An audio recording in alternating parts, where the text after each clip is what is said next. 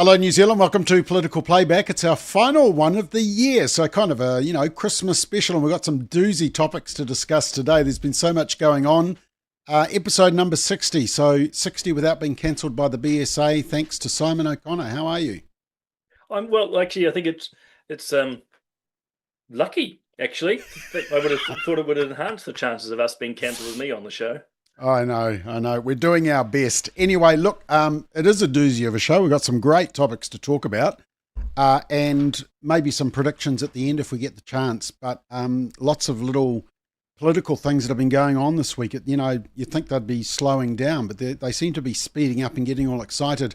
Image of the week is just this interesting one. The Attorney General has raised questions about money being spent by schools on sort of excessive amounts, and one of the possibly guilty parties is the same school where the lunches had fuzzies and the providers were blamed, but it was possibly storage at the school, which was kind of ironic, wasn't it? I thought so. I mean, look, it seems to have been quite a beat up. The media loved the lunch story, but Mm. multiple investigations now have shown actually it's the school who made the mistake. And look, mistakes happen. No one Yep. was blaming them, but actually, unfortunately, this principal, Peggy Burrows, decided to have a crack at the minister. She's actually quite anti the government if you follow her on socials. And then to add to the drama, yeah, the Auditor General Auditor General.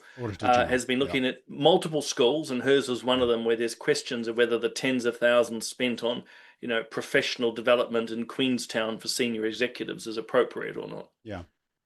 Okay. I do just have to show you this comment that's come through from Adrian. Good day, Simon, Bob, and all. He's obviously in Switzerland and says it's 3 degrees. So I don't want to hear. Well done, Adrian. That is true survival technique. I don't want to hear you complain about how hot it is, Simon, during this.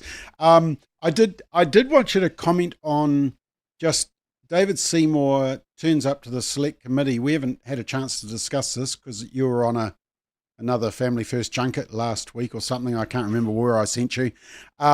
So we had Peter Williams, but David Seymour turns up and he gets asked about the school lunches, and the Labor MP, Willow Jean Prime, sort of dramatises it. He comes back with a smart answer.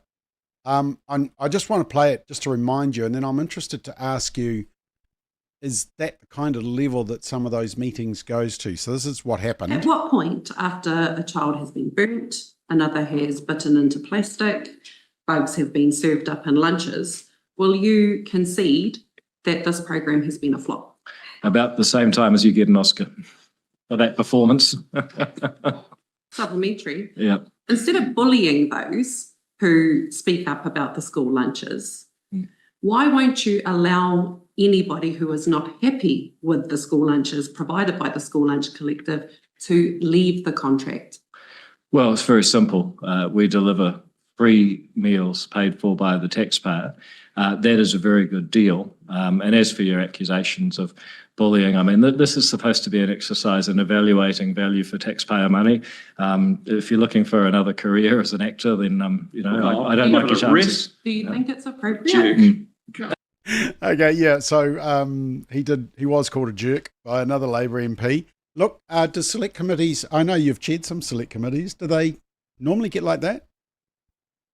Not normally, but I think we are seeing a trend now towards more injudicious comments. I'm not trying to be diplomatic here, Bob. I think that's a good example of actually not a bad question actually from Willow Jean Prime. I mean, you can dramatise it, but we are seeing ministers, whether they're the blue, yellow, or the red team, getting quite flippant. I mean, calling another MP a jerk. I don't know who it was. That's inappropriate. But what I think is driving it, and you're seeing it with speeches in the House too, is social media.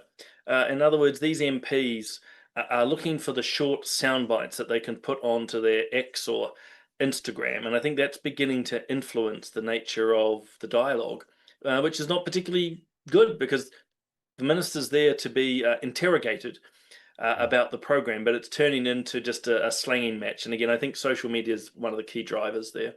Yeah. Okay, sorry, just to go back. I know it's Christmas, so we do have to have a little bit of a laugh at this, but where is it? I did send it. Adrian came back and said, I'm a Kiwi, which is very nice. And Fourth Adam said he's in the freezer. That's why it's 4 degrees. Somebody's watching political playback from the freezer. Okay, we'll have to warm things up. Now, the other thing that happened, and this is kind of the video of the week, and I do want to ask. Question. So this is in Parliament during the week, and Chris Hipkins stands up to ask a question, and suddenly protesters from around the gallery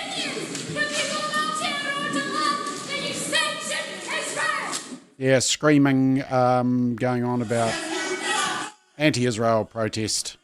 But the interesting thing is that Jerry Brownlee, the Speaker of the House, just sits there for 2 minutes while they're hurtling off pieces of paper. I'm just glad it was pieces of paper. And I'm interested to know from your perspective, why did he just sit there and allow it to go on for 2 minutes? And, why didn't he shut the place down, get the MPs out? Because what if somebody's sitting up there with some solution or some, something nasty to drop down? Yeah, it was probably 3 quick things. Firstly, I'm tired of this Free Palestine or pro-Hamas crowd. There's a ceasefire at the moment. This is the time to talk about peace, but clearly they don't give a less about that. They don't want peace with Israel. They're not worried about the aid convoys getting in. They're not worried about the hostages being returned. They've just got their, I'm not even sure what's driving them anymore, apart from just anger and frustration with life in general. So that's the first thing. Secondly, I don't know why the Speaker didn't react immediately. He should have been on his feet, asking security to clear these people out and turning the cameras off as well. That's the appropriate response. Sitting there with bemusement almost allows the protesters to get a platform. So I'm not happy about that, just as an observer. I don't know where Jerry's perspective is on the Israel-Gaza side, but I think allowing it to continue is wrong, not helpful, and as I say, gave them a platform. And the third is it's inherently dangerous. I've never been scared in the Parliament. I want to be clear about that. But I've been there where people have tried to throw themselves off. Thank God our security grabbed them. I've been there when people are throwing things off the balcony. And you and I were talking about this earlier, Bob. It's well past time that actually glass barriers were put up in the public gallery. It's not going to take away from people's experiences, but it is going to stop what I believe is inevitable, that either someone will throw themselves off and that will end very badly for them, and also it will stop someone throwing something much more harmful down. And I just worry that, in a year, 5 years, whatever, there's going to be something horrendous happen and we'll, society will go, oh gosh, that's awful, but it was avoidable. Just put up some barriers. Actually, I've been in the Australian Parliament in Canberra, and you sit right over it. They haven't got the same things. I'm not sure if they've had that same level of protest from the public. They seem to be better well behaved, but they're going to have to tighten up security. Australians, yeah. Honestly. Can you believe it? Which segues perfectly into our first topic, and that is that the Australians have banned social media for under 16s. It's only been going 24 hours, and the critics are already saying it's been a failure because some kids have got around it. I mean, I think there needs to be a little bit of hanging in there and just observing this as it has a period of time to embed itself. I mean, when I think about this, I do want to show you just what our politicians are saying, and I also want to get your input into this. But I was thinking to myself, imagine if we had voted to lower the drinking age, which has been proposed and was voted on. I won't ask you about your vote, Simon. And so... I'm still in trouble with my wife around that one. Thanks, Bob. So let's say, for example, that it was passed and it lowered to 18. The day that it's enforced, are we imagining that every 19 and 18-year-old is suddenly going to observe it? They're not trying to go and they're not going to try and get around it. They're not going to try and exploit it. It's not going to be suddenly a clear line in the sand. Let's take another one. What else is age restricted? Driving licenses. a kid's going to try and get around that. Of course they are. So for people to suddenly say, 24 hours into this ban and it's not working, I think it's just a little bit juvenile, to be honest, because this is literally, it's the first time in the world, and the world is watching. Some countries have started down this track, but they are observing, and I think that's a good thing. Anyway, what say you? Oh, it's far too early to make any judgment calls. I mean, it's actually quite irrational to be saying it's failed. This is actually quite a cultural shift. I mean, in many ways, this is sending two signals. One is to parents and children around actually the appropriateness, or rather the harm that's involved with social media under 16. The second is sending a very strong signal to big tech that, hey, you guys have to step up. And particularly not be involved in the commercialization of your product, the marketing of your product to children. So, again, it's exceptionally early days. I mean, there are problems that I can see with it, but those are structural and operational. The overall concept is a good one, and really important too, because Jonathan Haidt, who we reference often, did a really good Substack that you forwarded to me this morning. As he points out, we're not stopping kids accessing the internet. You're stopping them being contracted by these big tech companies into the likes of social media, which is then marketing product to them and often putting them in inappropriate situations, amongst other things. Yeah, let me just read what he said. He says, the policy does not cut young people off from accessing content online. Kids below the age minimum will still have the ability to search for and watch videos, read posts, and access information. What's new is that some of the most powerful companies in the world are for the first time forbidden from entering into a business relationship with children, a relationship that internal documents show is designed to foster addiction by using children's personal data to keep them engaged. That's straight from the horse's mouth, from Meta. So this is where the whole policy has been misrepresented. And the other misrepresentation, in my view, is there's been this huge firestorm around digital ID. Now, I'm concerned about digital ID, and I think you are as well, where it's government intervention. But the Australian law specifically says that the identification, age verification, cannot be done by the government. It can't be much clearer than that.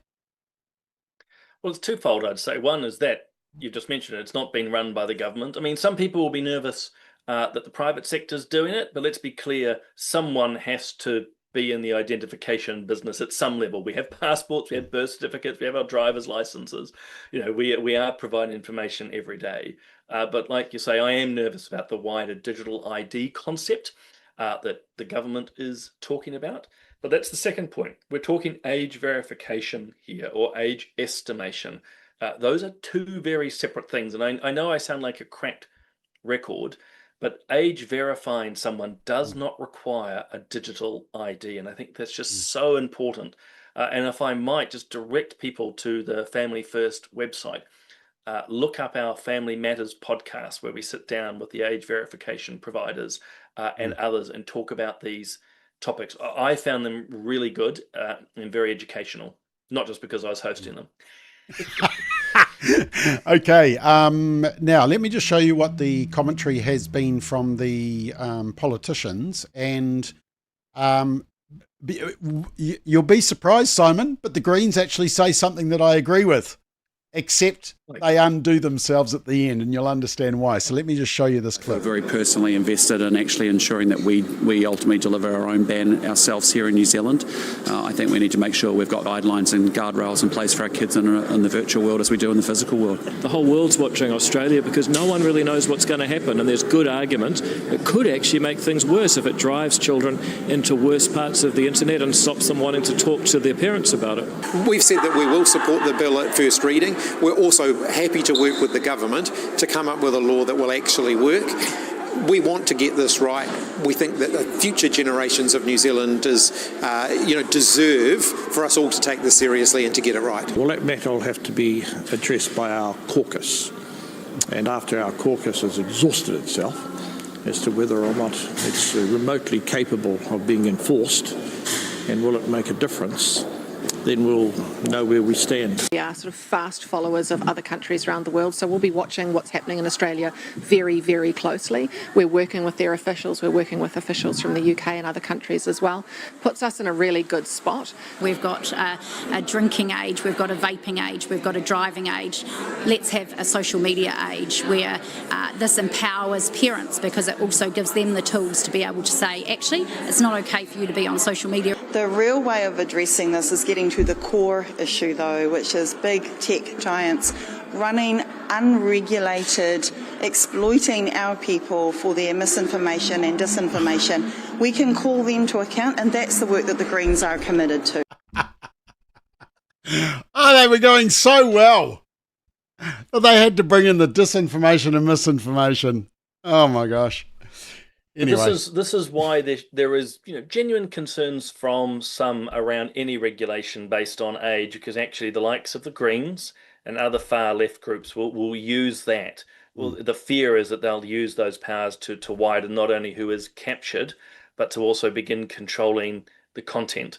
And so, from the people who say we should not do this, their argument is quite purist. It's understandable. They go, look, any regulation will lead to much, much greater regulation, therefore do nothing.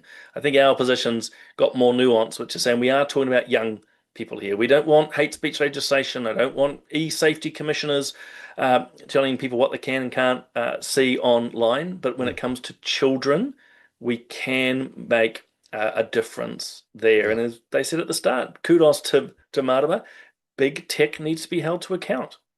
Yeah. Okay, let's keep the praise down a little bit, eh? Let's not go overboard here.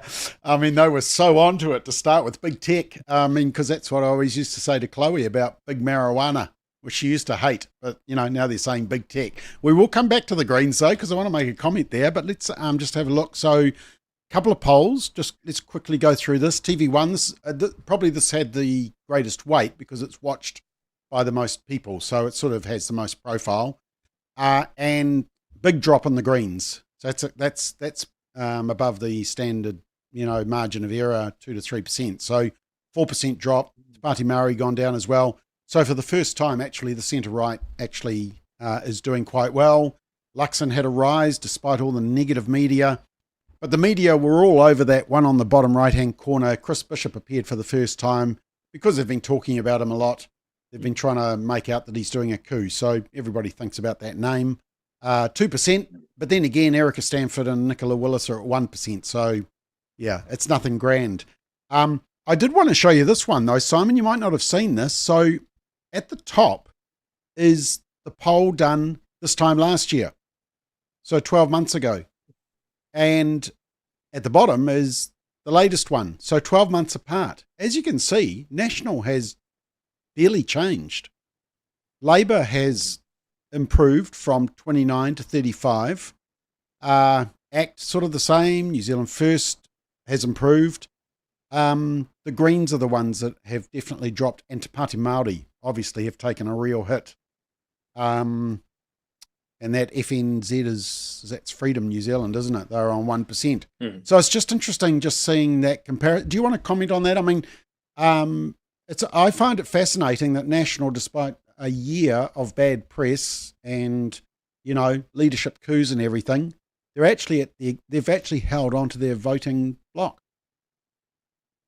Yeah, they have, which is good news for National. I mean, good news for Labour too. If you're a Labour voter, they've increased by 6%. That's in some ways both parties can be relatively okay. The fact that National hasn't hemorrhaged further, despite, as you say, the almost incessant attacks.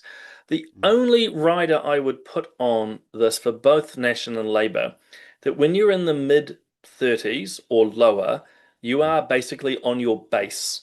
In other words, these are the die-hard Labourites and Nationalites that are going to vote for you no matter what.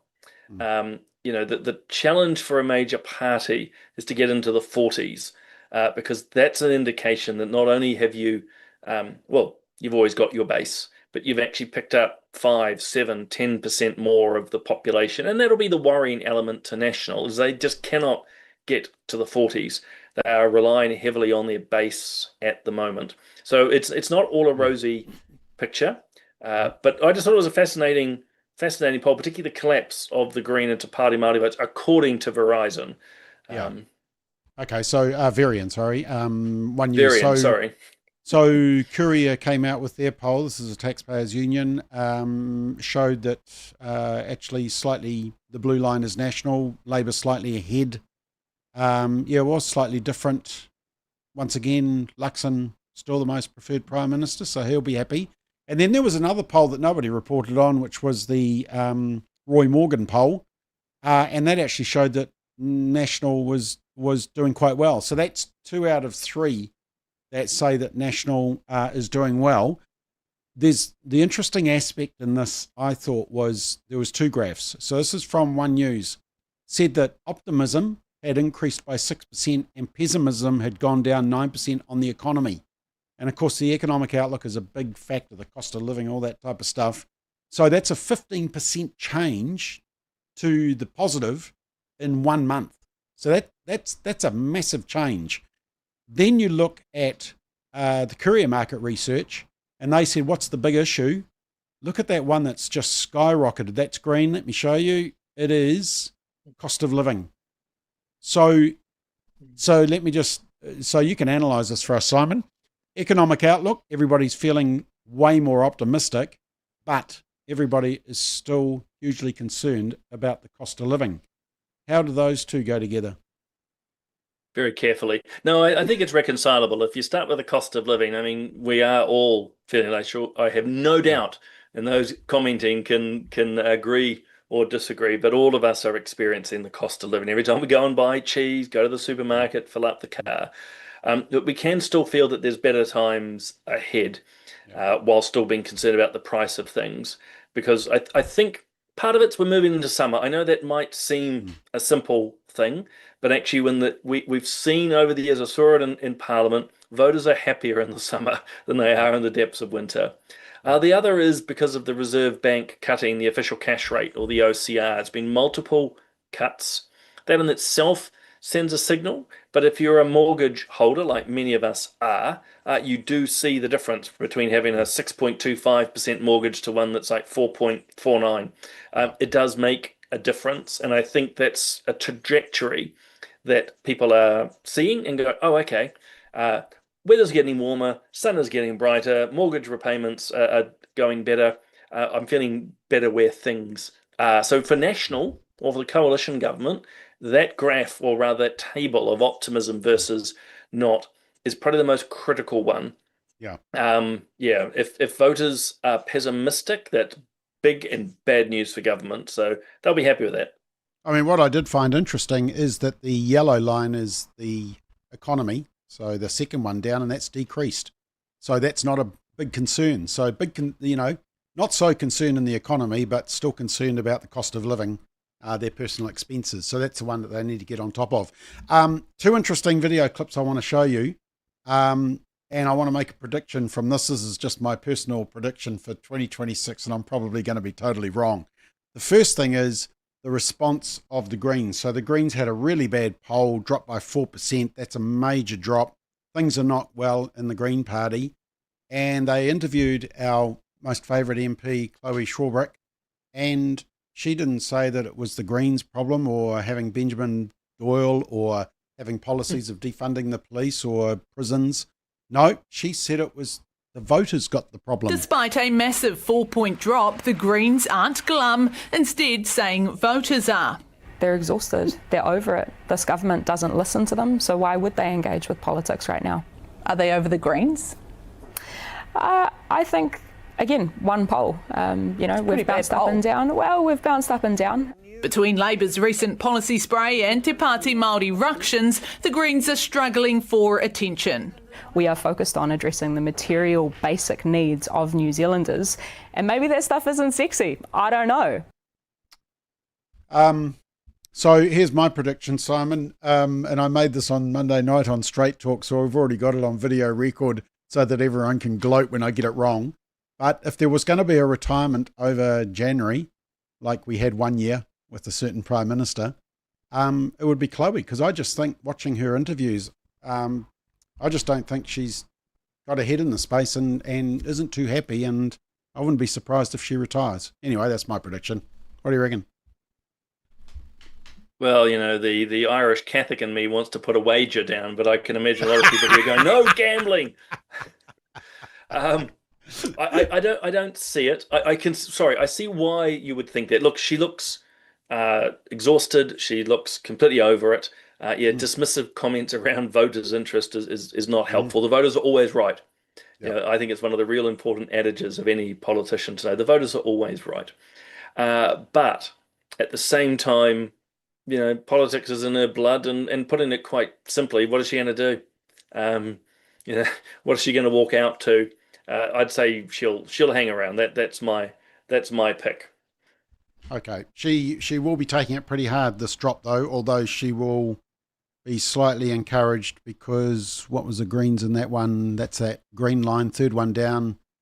Almost about 9%. I mean, this is the caveat. You can't help wonder, or rather, I can't help wonder whether the Varian poll is slightly awry. You're not seeing the collapse of Te Pāti Māori or the Greens in the likes of the Courier poll, or if I remember correctly, the Roy Morgan. They're definitely taking a hit. So it could be an outlier, but anecdotally, we do know the Greens are struggling for traction. They're scandal-ridden, and as you pointed out, we all know Te Pāti Māori is ripping itself apart with confusion. Yep. Okay, the other clip I just wanted to show you is I get annoyed when the media don't just report the story, but they go trying to create the story because of the fact that Chris Bishop appeared with, 2%. They decided that he must be doing the numbers. The interesting thing is that in this clip, you'll see that they don't go after Kieran McNulty, who would be the next in line if Chris Hipkins was to be rolled. But they don't do the same question line. You'll see, it's very obvious. Have a watch. How safe is your leadership? Well, we're very focused on what we're doing, which is getting on with the job and getting things done, and we're going to have an election next year. Not quite answering the question, Prime Minister. How safe is your leadership? Very safe. Chris Bishop curiously popping up on 2% as preferred Prime Minister. Ooh. And what? Is that great for national affairs? Chris Bishop, are you keen on the leadership? Keen on getting RMA reform done today, which is what I'm about to go and do. Have you been running the numbers behind the scenes? I've been working on the RMA. Can Christopher Luxon trust you? For the last couple of years, so I'm pretty keen to get it away today, and in about 2 or 3 hours you'll see. There's been a lot of chat about you, though. Things we've been working on. Can Christopher Luxon trust you? I think Christopher Luxon will be wondering which barbecues he's going to get invited to this summer. He's just 27. How good is that? When asked who was best to lead National, 35% said Christopher Luxon, but a total of 30% felt another MP would be better. Chris Bishop, the leading candidate, on 13%. The rest didn't know or wouldn't say. Chris Hipkins is the standout option as Labour leader. 45% say he's best for the job. His next closest rival is Kieran McAnulty with 12%, but around a third of people didn't know or wouldn't say. It's worthy of celebration. Celebration indeed. I'm keen to play my part, but I'd never wanted to be leader, and that's not going to change. Yeah, that's it. No questions about numbers or anything like that. And the other thing that really annoys me, Simon, is that they're asking... When they ask who should be the leader of National, they're including the responses from Te Pāti Māori, Green, Labour, New Zealand First and ACT voters who, if I was asked who should be the leader of Te Pāti Māori, I would say keep the current leaders because they are completely destroying the party and that's less votes for the left. So it's just poor reporting, and they're trying to create a story, and it really annoys me. Oh, and rightly so. It's mischief making and narrative creating. I mean, it's no surprise that he's 2% after all the coverage that's been put there. But 2%, 1%, there's a whole pile. I mean, we've talked about this before. Actually, there'll be a number of people who might actually be in National at 2%, 1% or lower. They actively choose who they put there or not. Yep. But also, Mikey is, by interrogating both the PM and Chris, is looking for a slip-up. And this is part of the frustrating problem of media or gotcha media these days, and I suffered through it. They're looking for you to have a slip-up. And usually you're tongue-tied or you're just injudicious with your language, and boom, they're on you, and next minute there's stories. So it again, it's just mischief making. It's silly, and then you're right. I mean, they are very much continuing to put the pressure on Luxon's leadership. They are hoping, the media that is, or much of the mainstream media, that they will see him rolled, which will cause obviously instability, major questions for the government, and increase the chances that this is only a one-term government. That's their ultimate agenda, or motive rather. I think the biggest story out of this, and I'm not sure that the mainstream media have picked this up, so we'll break it here on Political Playback. They did this poll and they found that there wasn't much support for the current Te Pāti Māori co-leaders, probably because it's totally imploded and nobody's happy with them. And even amongst Te Pāti Māori voters, they too are in the majority not happy with the current co-leaders. But it's this clip, and I've just grabbed the statements that Chris Hipkins has made, because I think this is very significant. Have a watch. We've seen a collapse in support for the Māori Party. Our goal is to basically replace the Māori Party in all of those seats. The Māori Party have clearly demonstrated to those voters that they weren't worthy of receiving that split vote. To me, that's really significant, because that is the Labour Party declaring open war on Te Pāti Māori, on the Māori seats, and yet if Labour want to be the next government, they're going to need them. So, I mean, that's a little bit like me threatening to steal your car because I just happen to like it. No, you're welcome to it. No. Yeah, look, I don't see it as actually a major issue for Labour or the Māori Party. Well, it probably is an issue for the Māori Party. I mean, Labour feels that it represents Māori the best and the strongest. And to be fair on Chris Hipkins or the Labour Party, Labour has held the majority of the Māori seats for most of the time. They're almost being traditionally seen as Labour. It was New Zealand first about 20 years ago, and then more recently Te Pāti Māori, who have been dethroning them from those seats. So I think Labour wants them back. I think Labour sees an opportunity here because of the chaos of Te Pāti Māori to get back the Māori vote in general, which in turn will help them get towards government. But the other factor is it doesn't matter how much Labour screws over Te Pāti Māori. The need, Te Pāti Māori is going to go with Labour in any coalition discussions. Their politics are similar. And even though there could be bad blood because of the competition between them, they will happily, if you will, reconcile that to ensure the centre-right and conservative government, actually that's not quite true, let's just say the centre-right government doesn't get back in. In other words, no matter what happens to Pāti Māori, they'll still back Labour at the election. Okay, but it would be significant if National announced that they were going to try and win the Epsom seat, which is sort of David Seymour's and ACT's entry into Parliament. That would be news, wouldn't it? Oh, it definitely would be. But that would be seen as much more aggressive. I think that's slightly different. The chaos of Te Pāti Māori changes the landscape. National having a crack at Epsom, just an outright, we're going to have a go at you for no other reason than we just want it. It doesn't really change the balance, where for the Labour Party, that they see opportunity in the chaos here. So maybe put it this way, Bob, if ACT was in disarray, then I think National would actually have a crack at the likes of Epsom, but that isn't the case at the moment. Yeah. Okay, let's move on. A lot on the polls, and obviously next year is going to be a massive year, so we're going to be very busy. I'm sure there's going to be lots of breaking news and lots of other stories. One interesting thing that was never told in the media because it doesn't fit the narrative, but we did a poll through Courier Market Research. It was done independently. It's not that the media won't report it because it's done by Courier, because they report other political polls, which they're quite happy to. But they didn't want to report this one. But what we found was there was 2-1 support. There was only 23% opposition to the ban on puberty blockers. And actually, I just got the latest figures that I saw posted, I think, by Simon Tegg on X. And you can see there that really it peaked around just before 2022. And then people started to wake up. I think the research was coming through. We knew the Cass review was underway. There was a Finnish study around suicide ideation and also what was happening in Australia. And there has been a drop-off, which is good news. But I think the government can take heart that what they thought may have been a controversial decision in the gender activists, LGBT activists would go absolutely spare. I know they're trying to get a judicial review in court, but I don't think that'll work because the government's based it on medical advice, Ministry of Health, CAS review, that massive report that just came out of the US. So it's been a great decision and great for kids.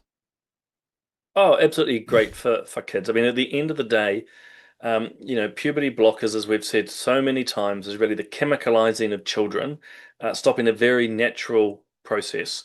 And I don't know where I saw it today, but you see it quite often. I mean, the simplest way to, sort gender dysphoria is allow the child to go through puberty, obviously with love and support and encouragement, counseling, whatever else is needed. That's the solution, not a lifetime of drugs. And our viewers should understand this really clearly. Puberty blockers is just the first step in the conveyor belt onto cross-sex hormones and eventually surgeries, cutting off healthy parts of people's bodies, to convert someone, to transform them where they don't need it. They are beautiful people as they are. And as I say, let them go through puberty and they're able to reconcile much more easily. Secondly, as you touched on that Finnish study, we know that actually people with gender dysphoria almost always present with other mental health challenges. Address those and gosh, what happens according to the study? Gender dysphoria goes away. And I might just quickly add, Bob, too, seeing I've got the microphone, that this whole, puberty blockers stop suicide is an absolute lie. Sadly, children with gender dysphoria, as they get older, the suicidal tendencies remain. In fact, there are some studies that show it increases. So we just got to call those lies out. And last quick comment, I think it's great to see those prescribed drop in. I'd say that was doctors who were involved on the periphery, who, as they started to read the research, said in good conscience and in good ethics, they couldn't continue prescribing. The fact that it's still being prescribed is those real radical doctors who are ideologically committed to this and make money through it and through their research papers. I mean, they're terrible research papers, but they get something out of it. Yeah, you can certainly see the rapid onset gender dysphoria that's been identified in that massive explosion in kids being referred for puberty blockers. All right, let's continue. Got lots to talk about tonight, and time is racing away. Jacinda was on Graham Norton's show, and he asked her quite a tough question. He asked her what went wrong in terms of why did she become so unpopular as Prime Minister. Now, you and I would answer, well, it was when she said that she was the sole source of truth, the government, or was it when she said there's two classes of citizens, the vaccinated and the unvaccinated? I mean, to me, those were the tipping points. But no, she came up with the answer. See if you can tell me what it is at the end of this, Simon. What went wrong? What was the tipping point? I think, one thing, and again, of course, we all take responsibility for our own time in politics and in office. And so I say this next thing not to diminish that, but I think we have seen politics globally shift gears. And I think we have seen politics, carry a lot more grievance from individuals, and it's in some ways become more violent and aggressive. So, I don't think it was just any one leader that it's experienced that shift. It has shifted. And yet, in amongst all of that, I do think we're in a moment in time. And I think in response to that moment in time, my plea is for people to not give up on an expectation that politics can be better. That expect decency in politics, expect empathy and kindness in your politics. And I do think that we'll return to that as well. I'm not sure who she sounded more like then, Kamala Harris with her moment in time, or Chloe Schwarbrick with the, everybody's, aggrieved and angry and, it was nothing about her. Well, it was a word salad. Kamala Harris is actually a very good analogy. I mean, I don't miss that at all. It's just a word salad of empathetic sounding words. There has been a global shift in many ways, the way that politics is done, but that's not the reason for her. I mean, because these global shifts is more the way that politics operates and politicians engage with media and the general public. We've seen shifts to the left and the right. But fundamentally, you identified some of the elements. I think for me, there was a whole array which all just came together. She got more authoritarian. People actually got sick of the mandates. They were not happy with how the protests ended. They were concerned about the economy. They absolutely shafted the economy. She divided New Zealanders, particularly around the Treaty of Waitangi, an absolute obsession with the Treaty of Waitangi. And I would say the corruption of the Public Interest Journalist Fund. I think a lot of Kiwis went, what, you're paying media to basically push your propaganda. All of those things and more just added up to people going, we just don't actually like these guys anymore. And I just come back to the word I used at the start. It's authoritarian. That's where we ended up. We were being told what we can and cannot do on a daily basis. And I think people got sick of it. Okay, you're being very mean tonight, Simon. I'm a bit worried here. Right, okay. No, very good. Calling it exactly as it is. You're summing up what I think everybody is feeling by the looking at the comments. Just this one on funding Māori media. Now, look, the government has reduced the funding for Māori media, but they've also reduced it for Radio New Zealand. So that's not a bad thing. Some people would argue media shouldn't be funded by the government, full stop, as you've just so eloquently put. But there was an interesting thing because a backbench MP, national MP, turned up to the Select Committee and actually agreed with basically the appeal that the government shouldn't cut the funding. So this is a national MP disagreeing with the government decision to cut the funding. Let me just show you that clip, but because it was a little bit awkward because the MP Greg Fleming and the Prime Minister were in a media conference together at IKEA, woke IKEA. And if you're wondering why I say woke IKEA, go and have a look at wokeup.nz, our latest expose on IKEA. It is woke. Lots of virtue signalling and sponsoring drag queens, etc. Anyway, different issue. But I just want to ask you about what it would be like sitting in caucus when you've got a backbench MP who's challenging a government decision. So this is what happened, and then I'll get you to comment.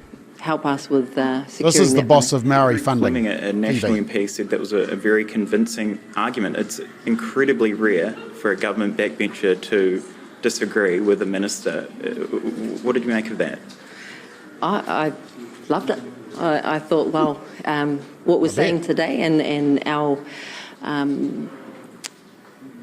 continued support of the industry and everything that industry is doing for Te Reo Māori is important to all. And that's the purpose of Te Mangai Pāho kia Mahorahora Te Reo.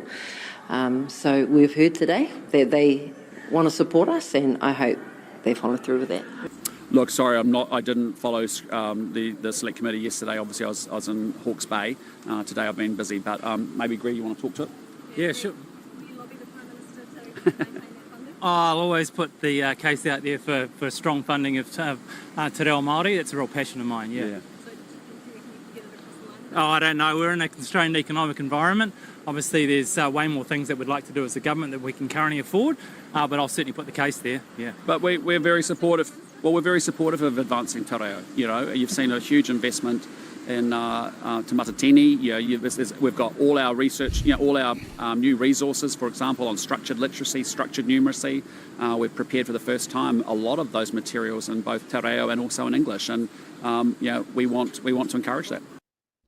Okay, so credit to Greg Fleming. He's championing something that he's passionate about, which he's entitled to do. But how awkward is that in the caucus situation? I mean, there would have been stuff that you were passionate about that you knew caucus weren't going to go along with. So where do you draw the line as an MP to push, but not push too far? So look, party unity is really essential. I think you can push the boat out, and I certainly did on issues which are moral or ethical. So again, life issues, for me, or matters of national security, I think those is where you can actually push a little bit. Unfortunately, what Greg said there around funding isn't one of those cases. And look, I know Greg, I know he's absolutely passionate about Te Reo Māori, and that's fine, but that undercuts the minister and the government of the day. You have those discussions, you make those cases in the caucus. You don't do it in public, you don't do it in select committee, there's no need for it. And also, I can tell you, not because I know from the specific moment, but the Prime Minister will be furious that on the day he's opening IKEA, that all of a sudden he's now having to defend a backbencher's injudicious comment. And it happens often enough, but it's very untidy and unnecessary. And the other thing I just quickly point out, I think it was like a 25% cut, but there's a lot of cutting being done at the moment. And actually, there is a lot of Māori media. Okay, there is a lot of Māori media here. This is not a taking it back to nothing. It is pulling it back to still a generous, I would argue, amount of support. I think just to put it in context, it was dropping it from 55 to 40 million. So it was, I think it was a quarter of the budget, but they're still getting 40 million funding from the government or from the taxpayer. Yeah, and that's why, again, it was a very unhelpful comment. There is very, and has been very generous support. There are multiple Māori media outlets now. There is no shortage. And the idea that we should just keep funding more and more does not make any sense to me whatsoever. Partly, Bob, because very few actually speak te reo. And yes, I understand the argument that if you put more of it out there, more will take it up. Well, that's not actually happening at a particularly strong rate, and therefore it doesn't, for me, add up that we should be spending more and more and more and more. Cutting makes sense, and then cutting right across the government spending, actually, to be really clear on that too. Okay, there was a comment which I'm actually interested just to ask you this, because it was just in relation to Greg Fleming. Fourth Adam says, is he list or electorate MP? So he's an electorate MP. He won the Mangakīkia seat, which is in Onehunga, One Tree Hill. The question is not actually about Greg on this one. It's just, do you have more weight or credibility if you're an electorate MP than if you're a list MP? Because as a list MP, you're dependent on the party to give you a high list ranking. So you're a little bit more subservient to the government or the party. Would that be correct? It would be. There's a little bit more kudos as an electorate MP, but then again, it's the strength of your electorate. If you're in a strong seat for your party, then that does give you more leverage, which when I held the seat that I did, I was able to actually use that leverage because I had, a very strong seat at that time. If you're an electorate MP and one that's fickle in its voting, that becomes problematic. And the other thing too is the quick distinction. Are you representing the electorate or your view? And I know the Mangakīkia electorate well. I don't think funding of te reo Māori is a particularly big issue for them. Now, I could be wrong. I'm not the MP there. But I think in this case, it was an MP speaking of his personal views, not the electorate. So that would have an impact on colleagues in the caucus as well. Okay, let's keep going.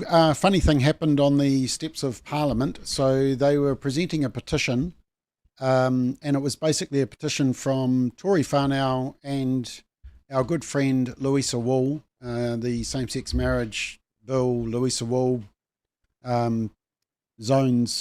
restriction zones around abortion clinics so you can't offer counselling, all that type of stuff. Anyway, they're presenting a petition, and the petition apparently is because they didn't like the fact that David Seymour, when he was talking about people opposing the Treaties Principle Bill, he said there was a certain level of derangement syndrome, and they didn't like the fact that he would use the word derangement. And so they presented this petition. The petition wasn't against Andrea Vance for using the C word, the stuff reporter. It wasn't against Te Pāti Māori for not following procedure and getting suspended. It wasn't against the Te Pāti Māori MP co-leader who filmed that anti-Israel protest on Tuesday. And apparently, as MPs, you can't film in Parliament, can you? Yeah. No, so it wasn't about that behaviour. It was just because David Seymour used the derangement word. But the funniest thing is who walked past in the background. Have a watch. We need those standards of integrity, of honesty, of building society replicated in the actions and behaviour of ministers. We haven't seen that, so we don't think fundamentally Christopher Luxon is up to the job. Kia ora. That is just hilarious. He walks past, and Louisa Wall says Christopher Luxton. So obviously we've got a new Prime Minister. But look, presenting a petition because he uses the word derangement, and yet there's all this other bad behaviour going on. I mean, that's got to be the biggest waste of time. And for Green MPs and Te Pāti Māori MPs to be out there on the step as well. I mean, it just smacks of a whole lot of hypocrisy going on down there. Anyway, what do you reckon? It does. And look, I wouldn't actually put it past David Seymour to have done the walk by deliberately, because they'll know the petition's being, again, I'm speculating. It could be pure coincidence, but I could imagine his team telling him that this is happening, and so he's gone and grabbed those coffee and made it. standards of integrity. Yeah, I think it's quite funny. But look, codes of conduct are used by the left, the progressive left, so they can weaponize them against their opponents. And look, at the end of the day, David Seymour, in this case, the ACT Party, are allowed to say what they want of their opponents. They're allowed to say, their views are deranged or they disagree or whatever. That's perfectly fine. What these guys are trying to do, Tory Whanau and others, is shut down discussion, to use, as I say, a code of conduct as some sort of cudgel.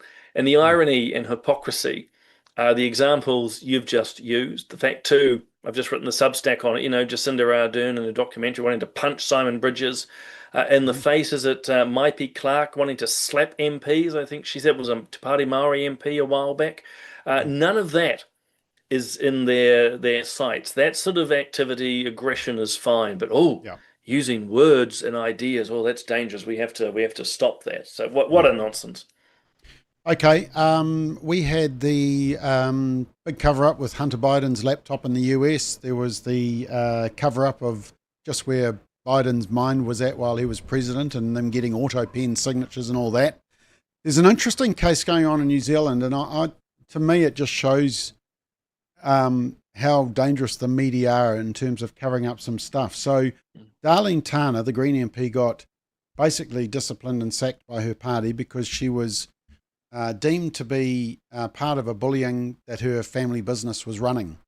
There's a similar case running with Willie Jackson and an organisation in South Auckland that his wife runs. There's been claims of bullying. Now, they are claims. They need to go through the court system. But the fact of the matter is, the media, these are just clips from Whale Oil. Oh, does he call himself Whale Oil now? What's he call himself? The Good Oil. The Good Oil. And this is from Daily Examiner. And the mainstream media are not going near this case, even though it is very similar to the Darlene Tana one. And you've got a senior government Labour minister in Willie Jackson. And to me, it's quite shocking. I heard a commentator on News Talk ZB, Andrew Dickens, who's generally would lean left, I would say, but just saying, oh, well, it's come from the right. It's a story that they're trying to get going. And look, it is a bit of a story, but it's not really a big story. But they're not even reporting it, not even that there are these claims being made. Do you think, where there's smoke, there's fire. Do you think it's the case here, or is this a bit of a beat up? Oh, absolutely. There is a case here. Part of it's actually coming from Matt McCartan, one of the leading, a lefty. This is a substantial series of accusations. We actually know that Tova O'Brien, at least 2 months ago, was asking questions. But what appears to be happening is effectively a cronyism. Mainstream media are allying with Willie Jackson and with the Labour Party to basically ignore this. It is worth reporting. There are questions to be asked, but to date, none of them have doorstopped Willie and put it to him again. Was he protecting his wife? Was he inserting himself as a minister and as an MP into this authority? And the stupid thing, too, coming out of the mainstream media is that what you just mentioned from News Talk ZB, the argument appears to be, oh, well, look, if there's anything that comes from the right, we're just going to ignore it. And B, this is about something to do with Māori, and therefore we don't want to touch it. So all of a sudden, news is now based on ethnicity, and it's based on political preference. And that is, unfortunately, Bob, the state of our mainstream media, and it's a corruption, both a political corruption and in a sense a racist corruption as well. People should be held to account, whether they're New Zealanders in the sense of European New Zealanders, Maori, Asian, Indian, French, Russian, I don't care. But Andrew Dickinson was clear in his statement. Oh no, it's a Maori, therefore we shouldn't go there. I mean, appalling, absolutely appalling. Okay, let's keep going because we're fast running out of time. The Children's Commissioner says she wants to solve child abuse with an amazing strategy, a petition. And I think the bit that I struggle with the Children's Commissioner, apart from the fact that it's a complete waste of space, I had the figures here. Annual budget of $11.5 million, 36 full-time staff. It's incredible. What do they do? Apparently 83% of them are female and 3/4 of them earn in excess of 100,000. So doing very well thanks to the taxpayer. But anyway, they're going to stop child abuse with a petition with signatures. But what rates the most is this is the same Children's Commissioner or the office that was silent during the abortion debate, that lobbied for puberty blockers and basically, doesn't talk about family structure, biological mums and dads, strength of marriage, all that type of stuff. Anyway, I'll just show you a little bit if you can stomach it. Dear children, there's over 1 million tamariki in New Zealand, and you've all got your whole lives ahead of you. In New Zealand, those lives are too often burdened by abuse or cut short. Every 4 to 5 weeks in our country, a child is being killed by homicide. Okay, I just got to stop it there because, in fact, in 4 to 5 weeks, 1,500 children are aborted. So, yeah, I can't play any more of this. I can't stand watching it because it's just more of the same. It's. Why do we have a Children's Commissioner? Oh, it's an absolute waste of time. In fact, most of these commissioners are a waste of time. If the government actually wanted to be serious about cutting budgets, shut most of these commissions and commissioners down. I mean, you've just made a good example, 11.5 million for someone to emote inconsistently and a whole lot of overpaid people doing God knows what. It's a waste of time.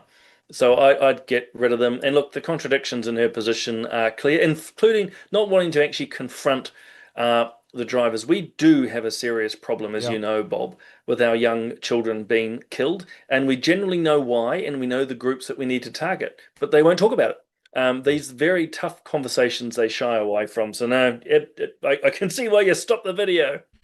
Yeah. Anyway, there is a commentary on our social media where I've ranted on a bit longer. So you can, if you want to hear that rant, you can go and watch that. I do want to look, we are probably going to go slightly over time, but it's because we've got a few weeks off into the new year. So we'll just take a few extra minutes. I do really want to hear your opinion. Who do you believe? Do you believe Andrew Costa, who said he told everybody about the Deputy Commissioner and what was going on? Or do you believe Chris Hipkins and Mark Mitchell, who one's a Labour leader, one's national, and they're defending each other, which is quite interesting to watch. So who do you believe? I lean more towards the likes of Mark Mitchell. I mean, he and I were in Parliament together. I call him a mate, and I trust him. I trust his judgment and what he says. I found him to be a straight shooter. That said, this whole thing is exceptionally messy. It's now become a he said, she said type dynamic, although in this case a he said, he said, he said. It's very untidy. I don't think it's going away anytime soon. Unfortunately, for all involved, there are a number of inconsistencies. And it's not just, in this case, Andrew Costa, the Public Service Commission, what it said when ministers were told. Obviously, they're refuting that. But it's really messy. And regardless of the personalities, this is not helping, I think, the public's perception of police or the trustworthiness of our institutions. So, yeah, not good. And as I say, I don't think the Christmas summer period is going to it'll just put it to the side, but I think we'll be revisiting this in 2026. Okay, and just look, we have run out of time, but did just want to get some predictions. So let's Don't be wild apologetic, here. Bob. We're saving people from One News and whatever 3 News. They're exactly. watching us. They're not watching the mainstream media. This is a good thing. Well, I've actually noticed our numbers are actually increasing as we as the show continues. I'm actually wondering maybe we should be taking on 6 p.m. news and 3 news directly. Maybe this is the new TV wars: political playback versus One News. That'll scare them. Predictions for next year, Simon. What are you predicting? My prediction is, I think Chloe will retire. So I'll make 3. Okay, Chloe will retire. This time next year, Luxon will still be Prime Minister, and I have to think about my third prediction. Maybe Te Pāti Māori will have 1, maybe 2 MPs max. Yeah. Yeah, so in no particular. Yeah, well, yeah, people can hold me to these as well.